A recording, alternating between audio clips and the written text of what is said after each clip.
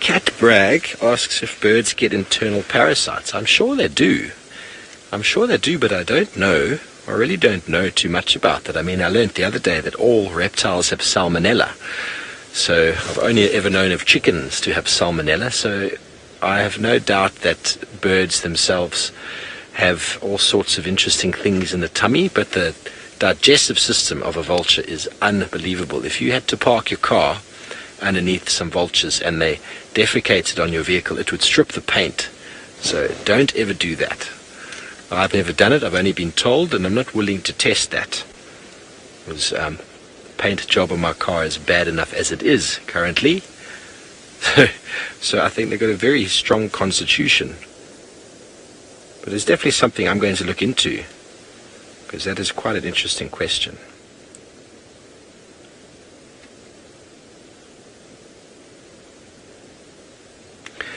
Lacey, I've never seen vultures feeding on a carcass inside of a tree. They really struggle. If Sens can go back to this carcass here, they really struggle to launch themselves out of that. They could possibly get in, but then flying out is impossible. Very, very difficult. So where you saw that vulture perched and the other one perched, they're on a ledge which enables them to just jump and flap the wings, and they are off the ground. But if it tried to climb into the small tree, it would get tangled and probably cause itself some injury. And it's also why when vultures nest, they generally have them right on top of the tree, so as to also alleviate any branches snagging their wings. They've got very large wings for their size to enable them to fly effortlessly, but that means that they're not very agile in the trees. Okay, so internal parasites of poultry are nematodes, roundworms, tapeworms, cestodes, flukes, trematodes, and protozoa. And roundworms are common in waterfowl and also many wild birds. So definitely wild birds would have roundworms, and a lot of that would be through, I actually wouldn't know where they get the roundworm from.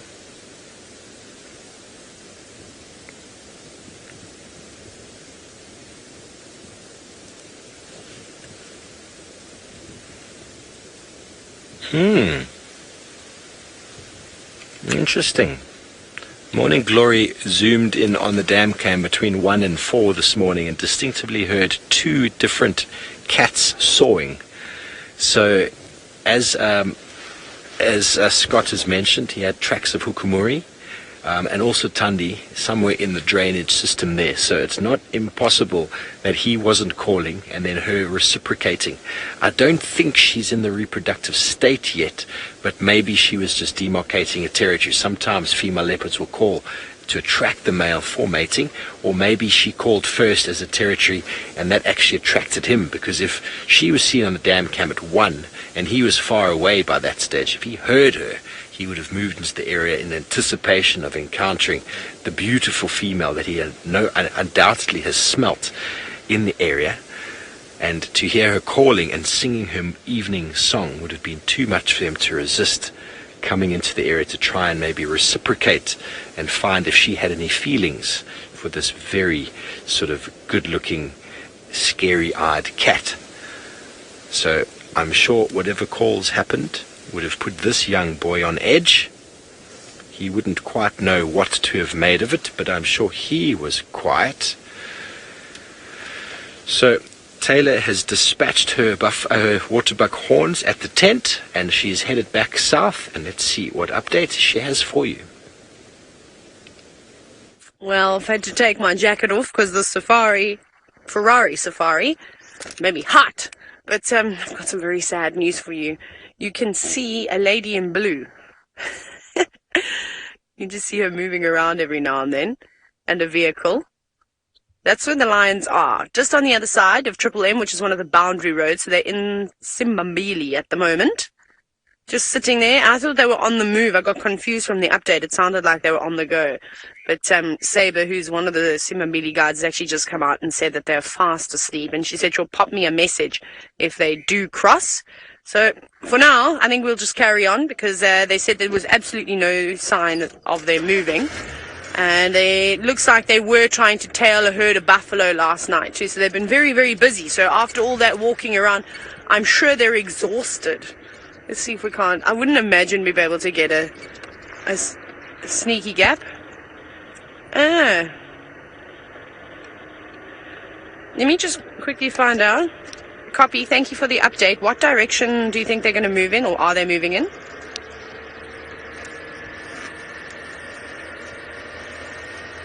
Copy, thank you. Man, today's just not our day, and I suppose it's just one of those things. I just got an update in Buffels Hook. Those wild dogs are still around there, but unfortunately they're just starting to get up now and start moving, but they're heading north, so that's no good for us. We need them to come south or west.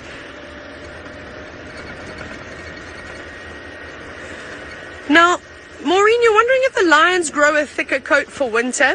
I haven't particularly noticed them sort of getting additional fluff, but I'm not so sure if their coat changes much.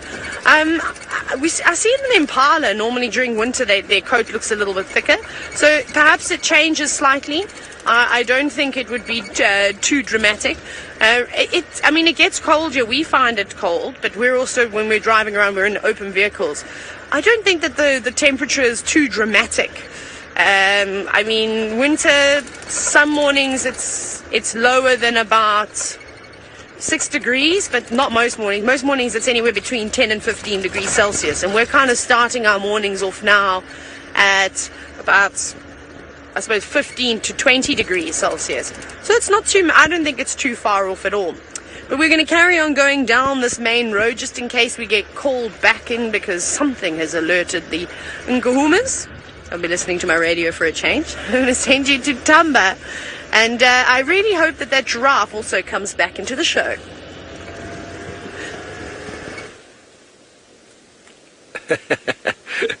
Well, I hope you manage to, they do get up, Taylor, and they come back in search of some fame and fortune in the form of being Safari Live presenters, because they are very famous. We had such marvelous views of the Nkuhumas last night. Playful. Scott was quite envious when he got back. He said it's nice to have them doing such magical stuff so early in the afternoon, and it was such a nice way to end the show as we followed them moving away from us. I thought yesterday's afternoon show was quite magical in how Djuma was found randomly, with obviously the anticipation developed from Taylor calling in the audio or the sound he was making, and then Scott rushing into the area, and then them finding him, and then obviously us having the Nkuhumas climbing up or standing up and walking away out of shot as we closed the show. Really, really was quite a nice sort of climax and build-up to that ending, which I really enjoyed, followed on by the tracking and finding them on foot in the morning, which really, really made my day. But here we have a very flat and lazy leopard, but all good. He has done all the work he needs to 3 days ago, and now all he has to do is eat and sleep, have some toilet time, and drink half of Vuyatela Dam last night, I believe. He spent a very long time drinking, and I'm sure a lot of that's got to do with the fact that he was up a tree with marauding hyenas at the base for a good part of the evening.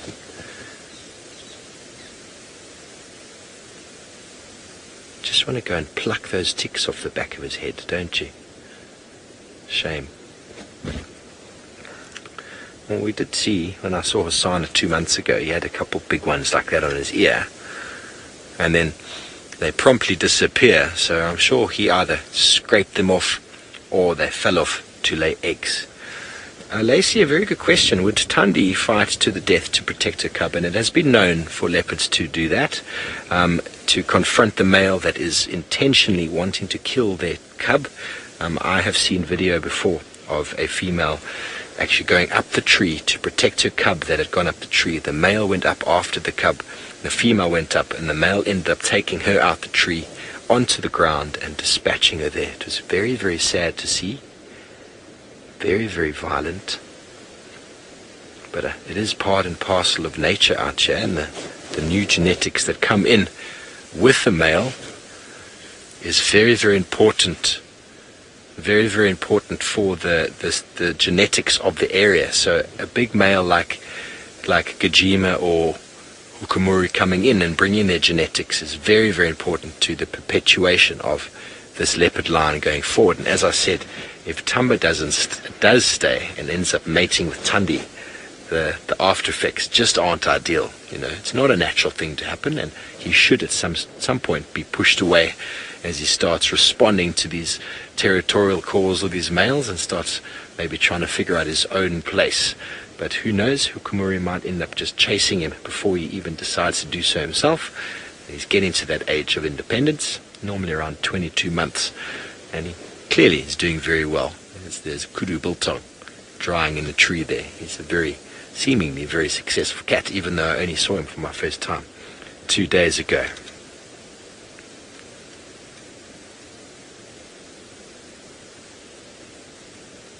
You see how alert he is. Patrick wants to know if a female leopard will go into a false estrus. I've never heard of false estrus, but in cats, something known as induced ovulation, which means that they mate for an extended period of time without guaranteeing fertilization of the egg. Definitely in lions and in leopards. I have heard of lions being able to induce an abortion if pressure is on and male is moving in to an area and the coalition gets toppled and she's pregnant. It has been recorded that she will actually abort out of the fact that if she does give birth it will get killed. But I've never heard of a false estrus. The estrus comes in monthly if the animal is not pregnant or lactating, and she will mate regularly, but not guaranteed. I think that adds a bit of confusion to the males. They don't really know if it's his cub or not, but if he is the resident territorial male, I think he seems to assume it is.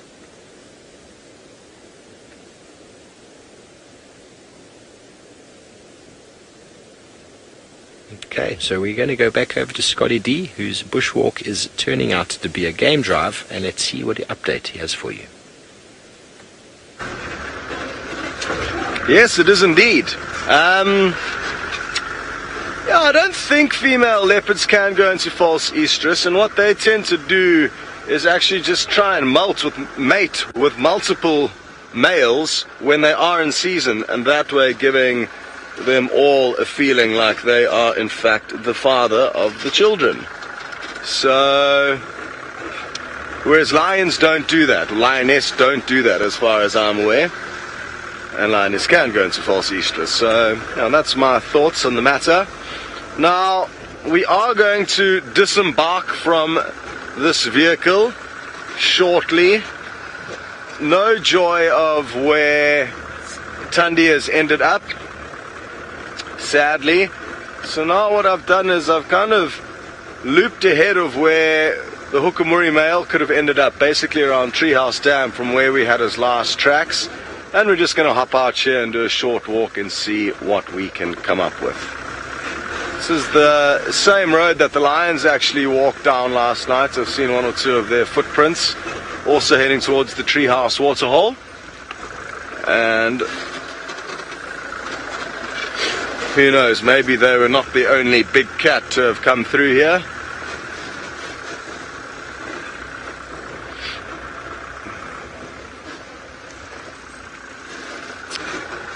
Jim, you would like to know if male lions and leopards go out of their territory until they detect the scent of other males. Kind of, but I get the feeling that you're assuming that the lions have just been plonked here with no idea of what's around them, which is not the case. Any animal will never teleport into one area and then be like, okay, let me walk around and start working out who's where.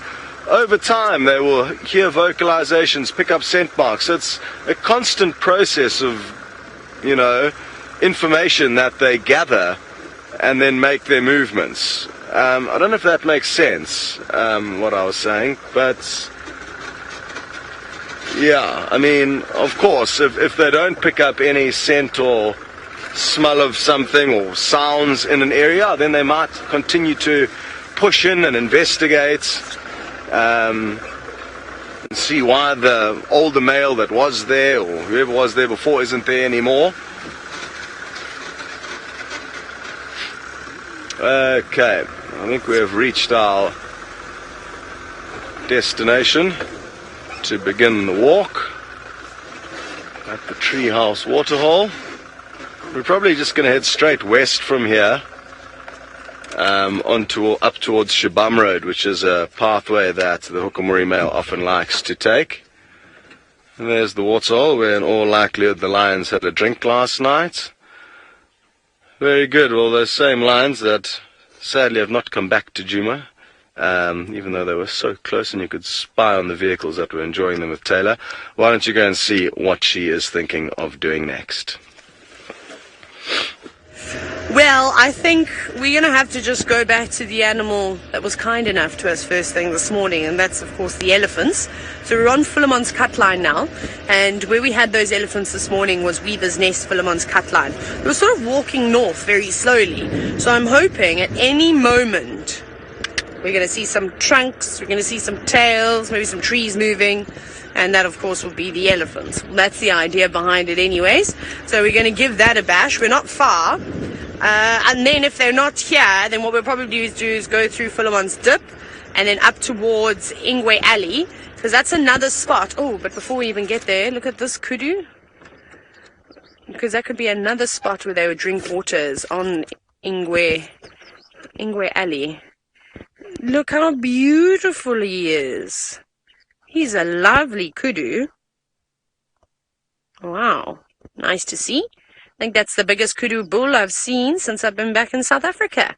Oh, he's beautiful. He's got his nose down on the ground, though. See, he's smelling. He doesn't look like he's feeding. Are you feeding? Maybe picking up some little shrubs? Or maybe he's smelling. Maybe there was a female in estrus that was around here. Because look, he's very busy. Definitely looks like he's following the scent trail of something.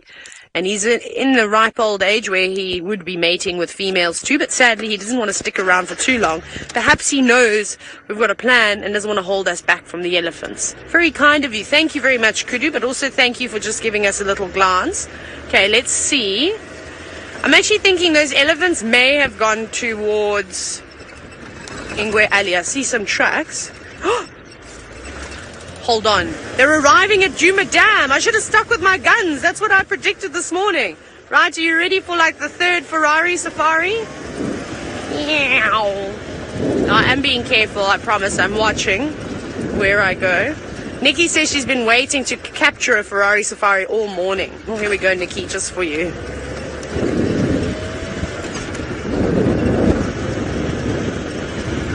Now, because I'm driving so far, I didn't hear Ashlin's question. How far are we to... Oh, rutting. There we go. How close are we to rutting season? It should start soon. What are we coming in April, isn't it? It starts in April. So what are we now? Soon. Soon. And they're going to be gearing up for it. So that's going to be quite exciting. Hearing all those wonderful sounds. Also, it's quite nice because the leopards take advantage of the males that are, well, preoccupied. And I think they kind of forget to look around and actually look after themselves. I'm trying to get to this dam as quick as possible. Hold on, Darby. Up. Horse jumping over the... over all the little bumps in the road. But we're going to head towards the Vuyatela Dam, so keep an eye out on the dam cam because you may see me coming in with a cloud of dust behind me. I'm going to send you to Steve, who's still with Thamba. Thanks very much. I hope Taylor managed to catch those elephants. So I was just doing some reading to try and follow up a little bit on what we were talking about false estrus, and it doesn't seem to be one in leopards that I can find as of yet. But definitely that false estrus is very well known in domestic cats after they've been sort of fixed, so to speak, and they generally have a bit of they come into heat and it freaks everybody out. But I don't think there's any way of them getting pregnant after that. It just seems to be something that the body is doing.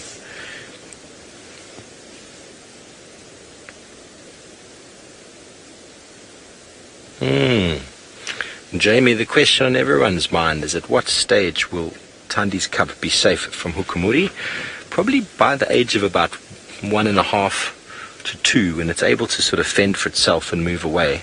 That's a good time, because any time before 2 years, she's kind of unreproductive because of that cub.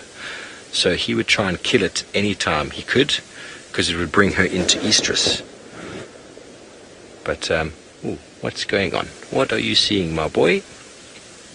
He suddenly had a thought that someone was coming for his food.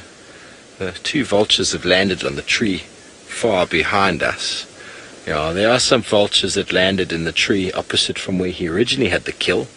It's possible that their movements and fluttering wings got his attention, and he's done with losing his carcasses. But also any sort of movement that happens will cause him to probably jump into a tree, because it could be something that could cause him harm. As we saw when we were watching him on that first night, how as soon as a hyena approached, he quickly made for the trees, because he can't afford to have any interaction with them. Aren't you beautiful, boy?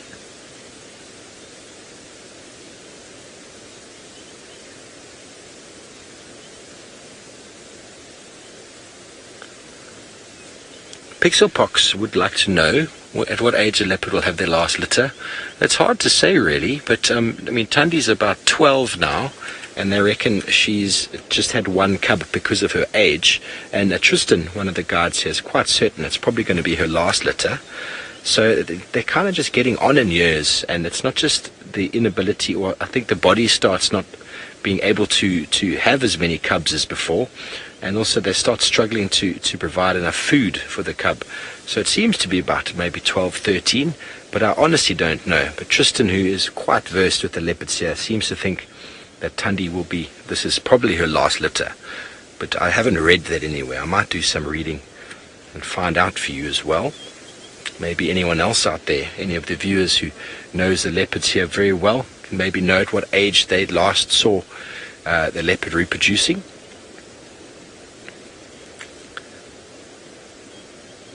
What can you smell, boy? There he is. Okay, so we're going to stay with this large predator, and we're going to go to Taylor, who's got herself a very small one. We've got 2 of them. We've got a slender mongoose. There was a second one as well. This is pretty epic because we don't get to see them very often. They just run up to the right. But now they've disappeared in the long grass. Have you got one? Good spotting. Very lungy, very lucky, is what I was trying to say. It's so relaxed. And Izzy, you were wanting to see mongoose. Well, this is even better than the dwarf mongoose, in my opinion. I love the dwarf mongoose, but they are kind and obliging often. The slender mongoose, on the other hand, is not. They are very shy creatures, but you had an exceptional sighting. I know it's never going to top the sighting that Scott had with the black mamba and the scrub hare and the slender mongoose. That was pretty spectacular. But this is also very cool. I think this is probably the longest slender mongoose sighting I've ever had live before. So it's a first for me since being here at Wild Earth. And it just sat up in the shade. Now, I don't know much about the mating habits of the slender mongoose, but I would imagine maybe it's a male and female, or perhaps it's mom and a youngster. They've gone now. I don't really know what that was. They looked very similar in size. And I don't know if you saw that very long tail. That's the best way to identify a slender mongoose. They don't have a very long, fluffy tail like a white-tailed mongoose does. More like the dwarf mongoose. Very nice, though, to see. Very cool. Just a quick sighting. I feel like that was a long sighting of a slender mongoose. But I see my elephants were really rude and they've already come down and had a drink, but I can still see them. So we're going to get them. They're going to pop out, I think, on Gary Cutline. Daisy B said that was a pretty mongoose. They are. They are very cool. And often when you see them, normally the birds start going ballistic. They'll start alarming quite hectically. I don't like them. They'll eat lots of birds, they'll eat eggs, frogs, eat a number of different things.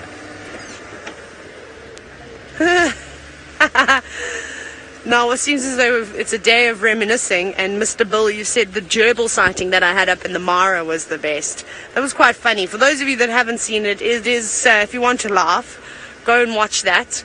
It is on YouTube, or maybe somebody that's already got it, the clip, you can just share it with everybody. There are elephants in there. No, why? No one is cooperating with me today. I'm seeing like all these cool things, but like just glimpses of them.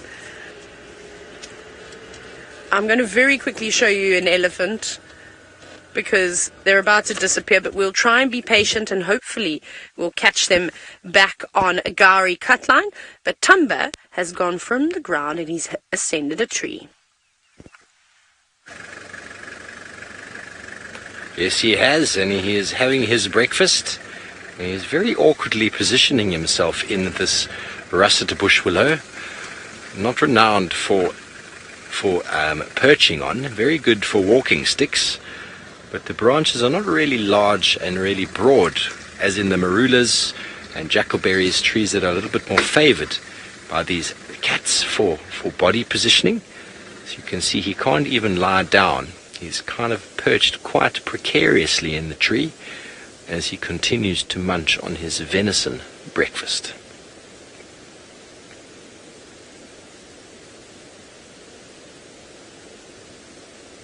Yeah, just over 2 meters off the ground, the base of the feet are.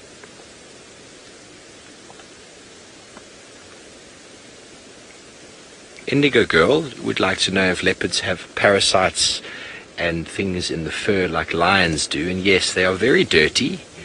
And if you do touch a leopard, it's very important to wash your hands afterwards. It's not just because of the dirty cat that doesn't bath, but it's the fact that there's all sorts of death and decay around the leopard, and we don't have the stomach for it. And a lot of the cats also, they don't really wipe their bottoms too well, so all sorts of worms, nematodes and things like that might also be on the animal itself, and touching leopard or lion scat as well as their fur is something you have to be very careful of, because if we get any of those nematodes or interesting protozoa in our bodies, it could make us very, very sick.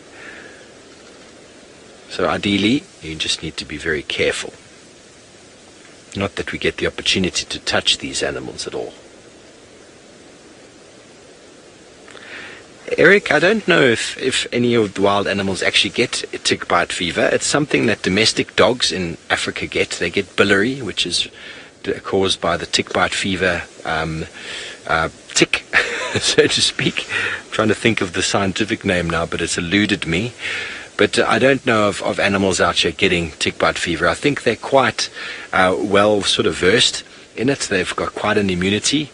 But a lot of the animals out here can get things like heart water, and there's a number of other tick-borne diseases that once again have eluded me. I was reading up about tick bite fever yesterday on humans, and now I'm being asked wonderful questions about tick diseases in animals, and I'm afraid I am not 100% versed on them, but I'll have a little look. Definitely heart water is one. There's a couple others that are found throughout South Africa that are associated with domestic as well as indigenous animals. Kendall, male ticks do feed as well, most definitely. Male and female ticks will arrive on the body. A lot of ticks are regarded as two-host ticks, which means that they'll start on a smaller animal.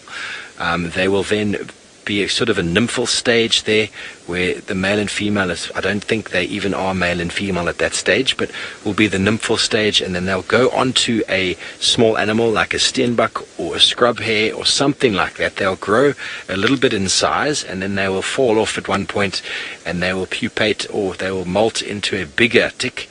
The adult ticks have got 8 legs, whereas the nymphs have got characteristically 6. And once they then get onto their second host, normally a much larger animal in the form of a buffalo or a zebra, sorry about that, a buffalo or a zebra, buffalo, giraffe, something like that, then the male and female will meet, they'll mate. She will obviously start producing the eggs, and while she's producing the eggs, she will gorge herself It's just the vultures flying off. She'll gorge herself, and that is when they get big and fat like that. You don't see the males getting big and fat, but they will also gorge themselves so they never get big and fat. And their purpose after mating is pretty much done. The females will fall off after gorging themselves, lay eggs in the grass, and then they die. So once the male's mated with the female, essentially his job and his role is done. Okay, so we are going to go over to Taylor, who's managed to relocate on those big elephant. We just waited patiently for them, but they're on the move, so we're probably going to get on the move again, because I think they're going to pop out onto Gari Cutline, which could be quite nice. I'm pretty sure you all like to see elephants coming around us, and I'm certain that this is the same herd that we encountered earlier this morning at the beginning of the sunrise safari, and they were very friendly. The one cow actually came so close to the car, the one we were looking at with the calf, the older calf that was suckling, and I was quite intimidated. In fact, my heart sunk to my feet, but she was very relaxed. So let me zip on around again. I'm doing lots of zipping today because the animals aren't sticking about. It's a big herd. Oh my goodness, I almost went. I took off too quickly. I forgot to turn the steering wheel. Woo! That was almost a disaster. Right. What won't be a disaster is this elephant sighting, though. I feel like it's improving dramatically, which is quite nice. Here they are. We just see which direction they're walking in, try and anticipate their movements, where they're going to pop out. Here they are.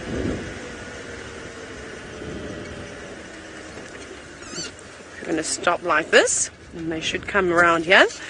Hello, elephants. Now, Wildflower, you've asked a great question, seeing as the elephants love to eat, and it's with regards to when do they eat? Do they eat just as much at night as they do during the day? Yes, they do. They just continue. They don't really stop feeding. Hello, big girl. No, please don't do the head swag.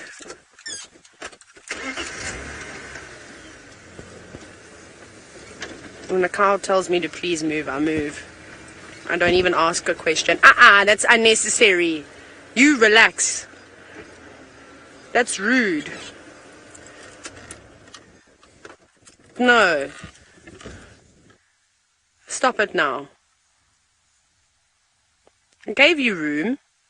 You've got plenty space now. Just telling me off. Sorry. My bad. I won't do that again. Being scolded by an elephant cow this morning. Here comes the rest of them. Come on, little ones. Off you go. Oh, this is lovely. Lots and lots of youngsters in and amongst this herd. Not necessarily teeny tiny ellies, but, it's sort of just under the age of 2, and some older ones venturing closer to 5 years old. Some more cows and things coming through. But they're marching, barely stopping, except this one has found something that it might like. Just a piece of grass that it then used as a fly swatter. Something biting your ear. Very wary, that one. Touching the termite mound as it walks past. Now they're marching down towards the drainage line, so I think they're going to try and escape the heat and feed down there today. And they're on the move. They definitely look like they've got no chance of slowing down, or no intention of slowing down just yet. And John, you've asked, when do elephants sleep then, if they don't stop eating during the night? They don't actually need much rest at all. They did a study, and I've got to try and remember it. Essentially, they put like a step counter on the part of an elephant that moves the most, which is its trunk. And they did this test, and I think it was over 72 hours or something like that this one elephant didn't stop moving. I think it stopped moving for only about 2 hours within that time. So initially we thought that elephants would sleep between 4 to 6 hours every single day, every night, and we've now learned that this is actually not true. They can go for long periods of time without resting. Sometimes you will see elephants laying flat down on the ground and snoring. It's not a very common sight to see, but they will do so. Otherwise, a sufficient nap under a marula tree during the middle of the day for 20 minutes here, half an hour there, that'll do them good. Even though they are on the move constantly, they're not necessarily, using huge amounts of energy. I mean, they're not having to hunt and stalk their prey constantly. There's food around for them all the time. And especially now when there is an abundance of food and water, they don't have to travel huge distances. So you might find that they take advantage of all the lovely lush vegetation and gobble up as much as they can. Because remember, they have to eat 5% of their body weight every single day. And speaking about how much they have to eat, PT Watcher, you've just asked, do they have a favorite tree that they like to browse on? Elephants love marulas. They love feeding on marula leaves. They especially love feeding on the fruit. When they go down into the drainage like this, we start to see big jackalberries.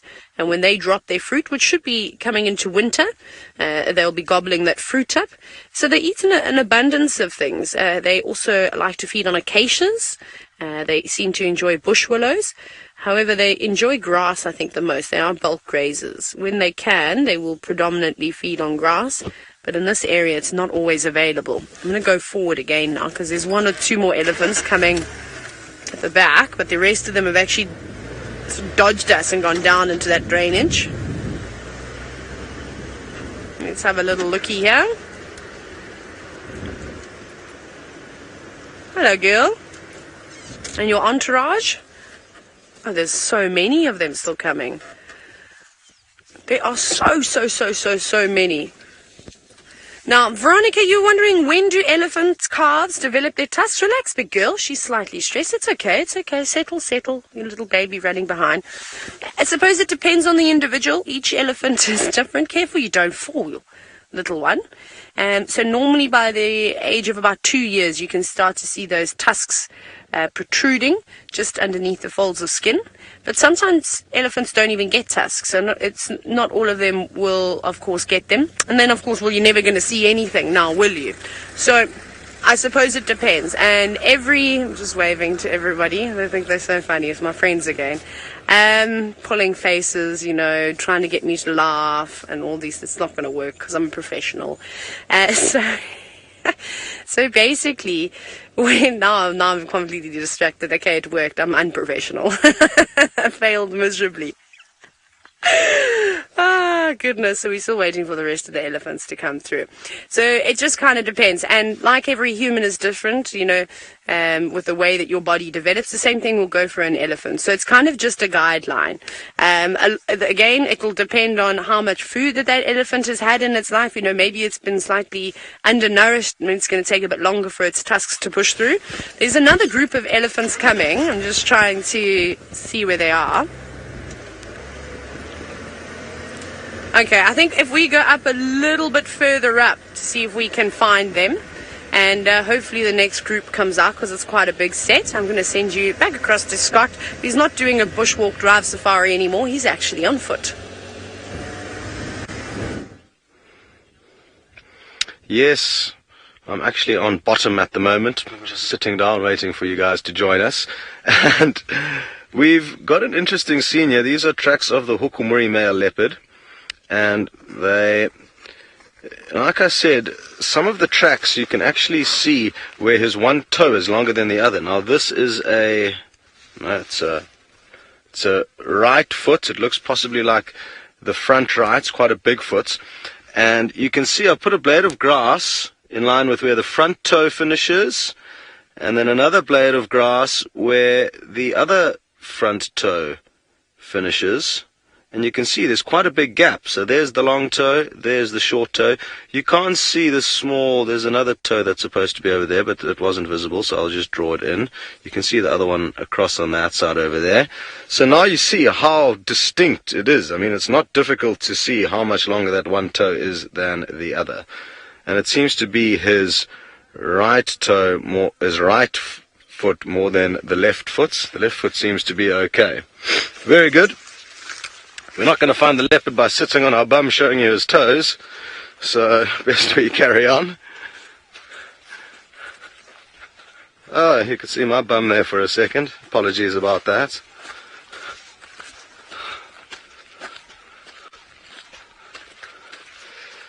Nina, you'd like to know if a female leopard has ever abandoned a cub because of males? I'm guessing possibly yes. it may have been at the last second, you know, while the cub is kind of just about to be killed, the female thinks, oh, I'm getting out of here, the damage is done, no point in both of us dying. Yeah, I think it could well have happened. We are still on his tracks, luckily, going down the road. We're very close to an old hyena den.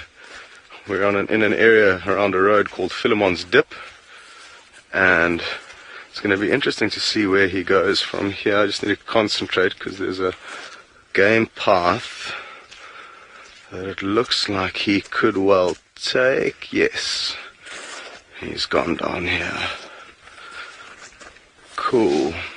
So you can see there's a little bit of a trail here, and he's making his way straight down it. Let's see if I can show you one more track just so that you know I'm not talking nonsense. But it's very difficult to see the tracks. I can't even see them anymore on this game trail. The earth is a lot harder, but I'm confident he's still going down here, so we'll keep following and send you back to Steve.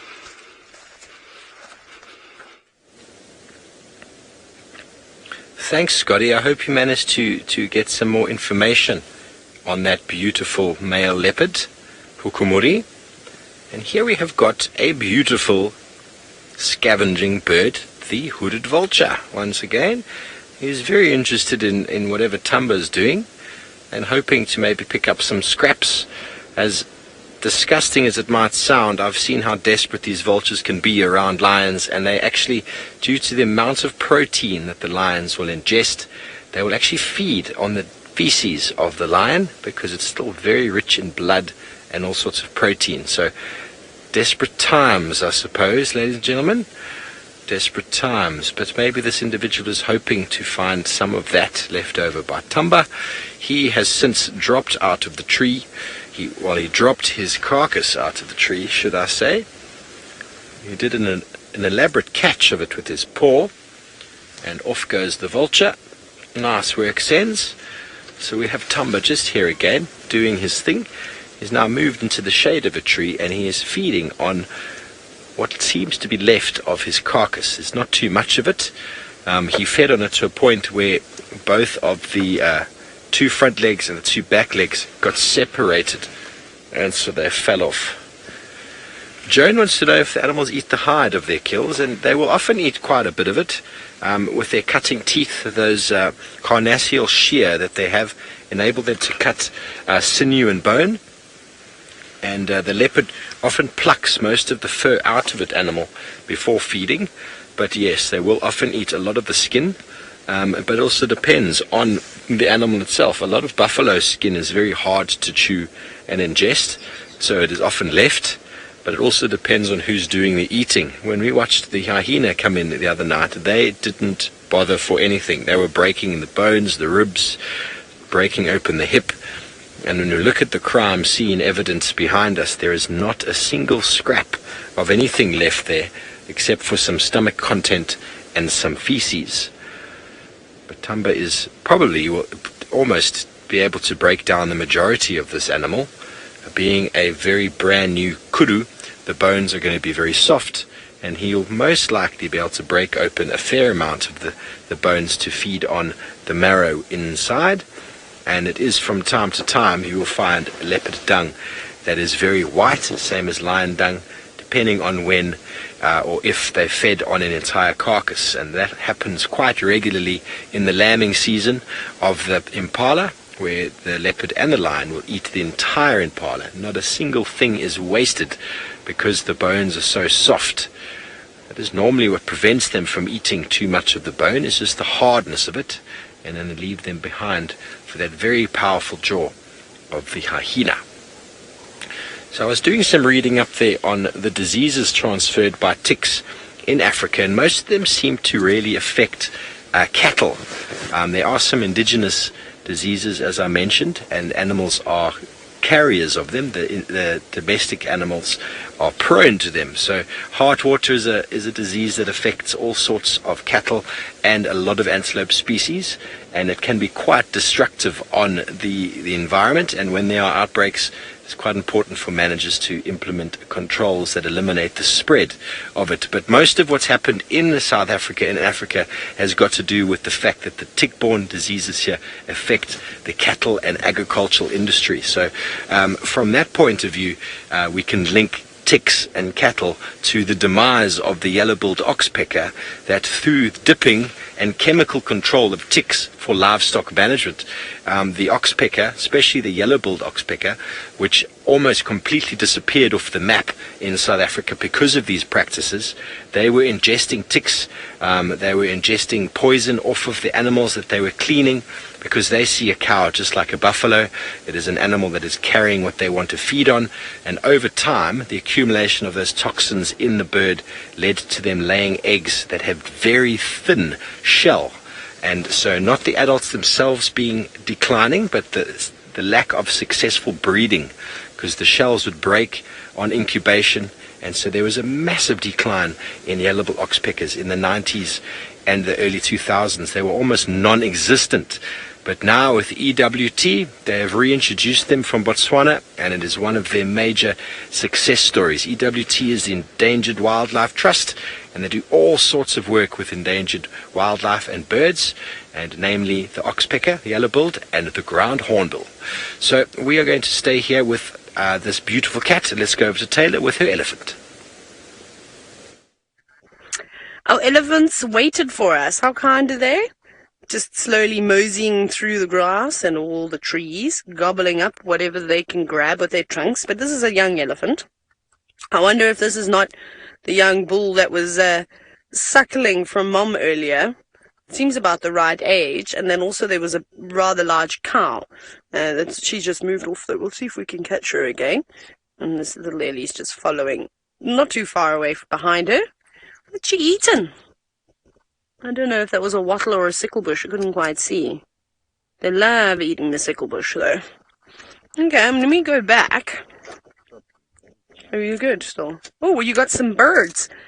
David spotted some vultures, which I suppose are making their way from the trees to try and catch thermals. They've given up on Thamba's kill. Shoo! Off they go. They look like hooded vultures. A very nice camera work. They're funny-looking birds. Even when they fly, you think that they'd be graceful. A pair of them, 3 of them, a trio. Very, very nice. So you can slowly see them going up, up, up, and away, finding a thermal. They've almost caught one. Yeah, it looks like they've actually got one right above us. We should start to see more and more of those vultures heading up that direction. Pretty spectacular. And I always love the way, look at that one, flying and fixing its wing at the same time. That was pretty spectacular.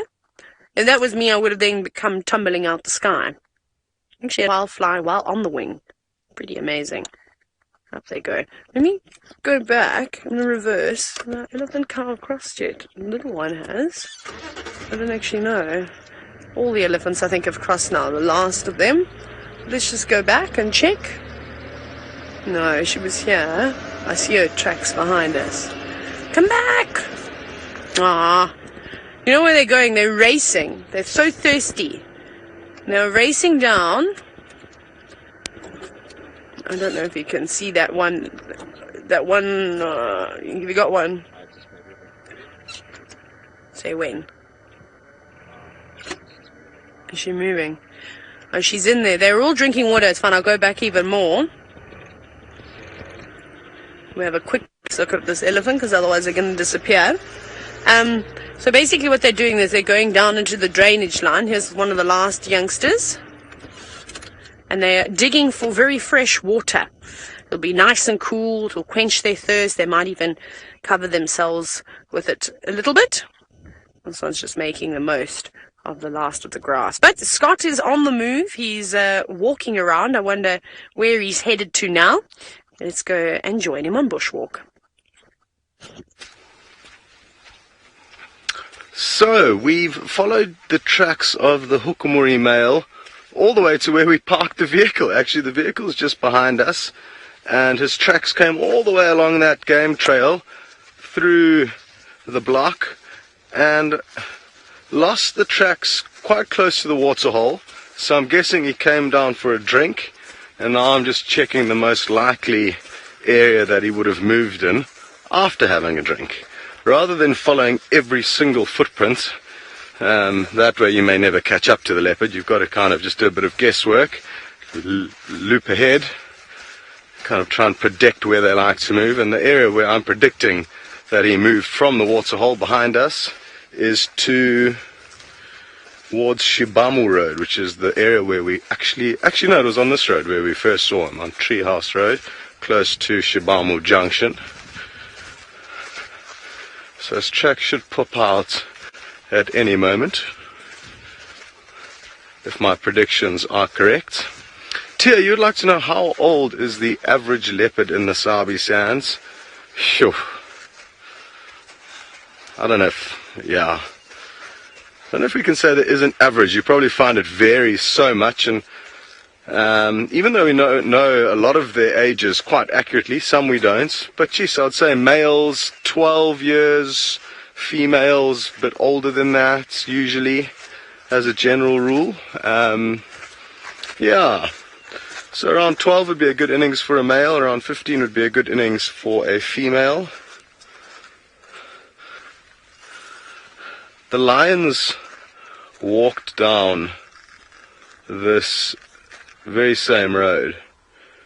Now distinguishing his tracks from a whole pride of lions' tracks is going to be, like I say, a little bit tricky. Definitely doable because of course he's got the long toe that we can keep an eye out for. But it is going to kind of complicate the matter a little bit. Let's continue on.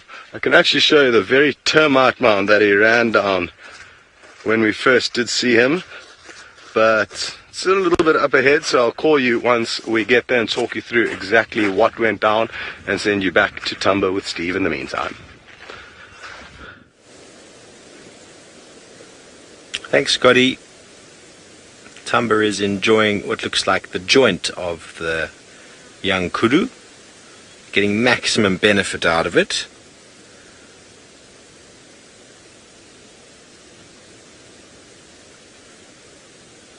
Thanks to Judy H for sending me a very nice article on the reproductive success of leopards in the Sabi Sands. I'm busy giving it a read as we speak, but the general gist, what I've just read, a little segment there, was that as female leopards get older, they have lower cub success, and that basically stems around a lot to do with the fact that they relinquish their territories to their female offspring.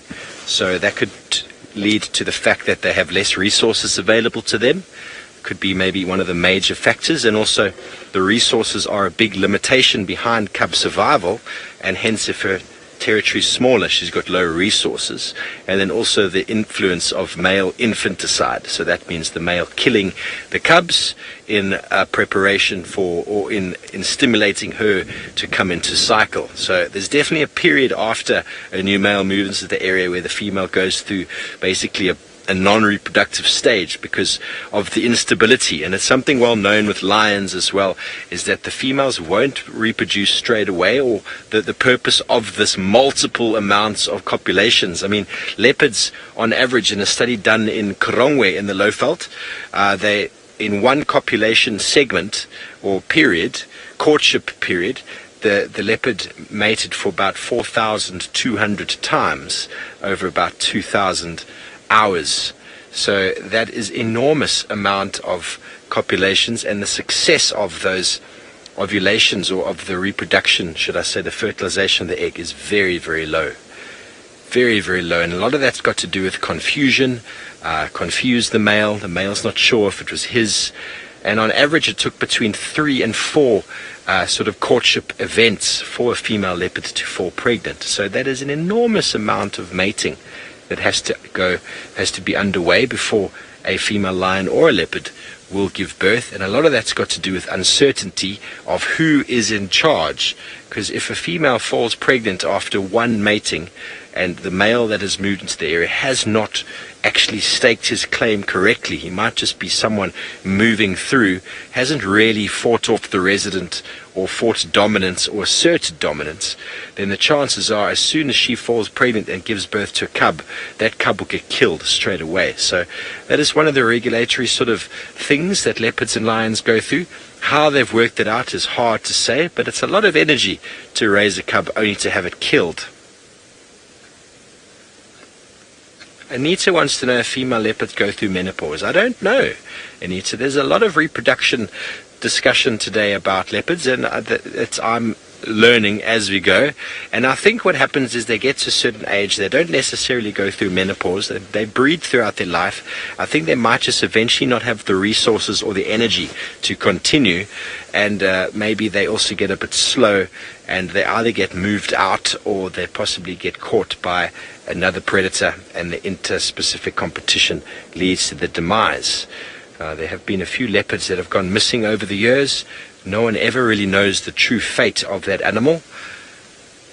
But we here at Safari Live are striving to try and document the lives of these animals from start to finish.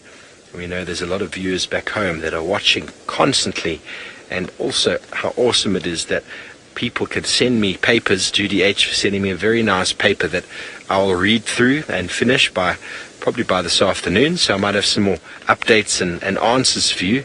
But as the paper suggests, it's a paper on the success of reproduction, so reproductive success of female leopards, the importance of top-down process, and this is in the Sabi sands. So what is interesting and what's important to note is that whatever book you read and whatever paper you read and whatever research you read, that is a specific study done in an area, specific area, or a specific species, or a specific individual in an area. So by no means are Kalahari leopards very similar in behavior to Sabi Sands leopards. So it's important to know that wherever you are, behavior might be quite different. So it needs to be area specific. So thanks, Judy H., for your article on the Sabi Sands. I will learn about it and get back to you. So we're going to go back over to Taylor, who's at the dam. Yes, we're looking at the dam cam at the moment, and we just came through here because I saw us tagged in something on Twitter. Someone was asking about, there's some strange, I don't know if it's moths that were sitting on the bark of the tree, but apparently it's on the tree that the dam cam is attached to, or if it was caterpillar frass, so caterpillar feces. I have no idea, but I also can't see it. So trying to have a little look around, but I've been scanning up and down the trunk of the tree, looking at all the branches, but I can't really see where it is and what it could be. It looked quite interesting though. Right behind the dam cam. Oh. Are you talking about the cable tie, Nix?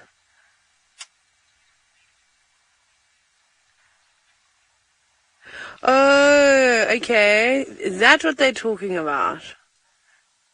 Okay, now that we...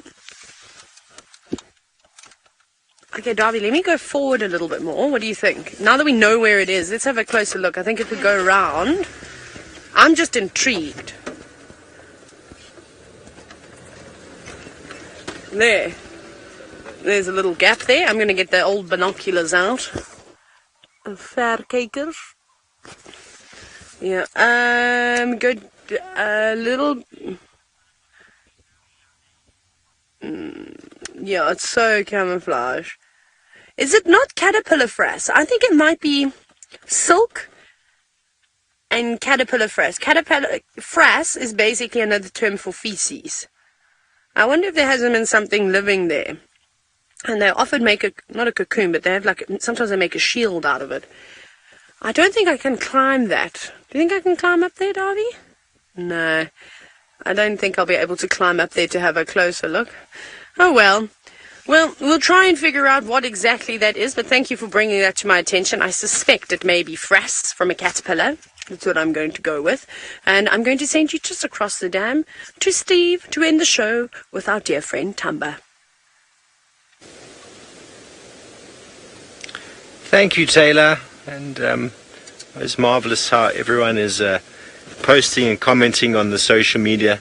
Definitely my social media accounts have changed, and my online presence is somewhere where it's never, ever been before.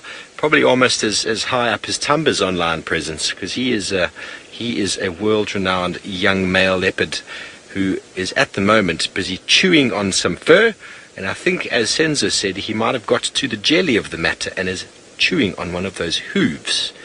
And I had a good look at the hooves, and they were untouched with that waxy layer, which means that this young animal died in birth.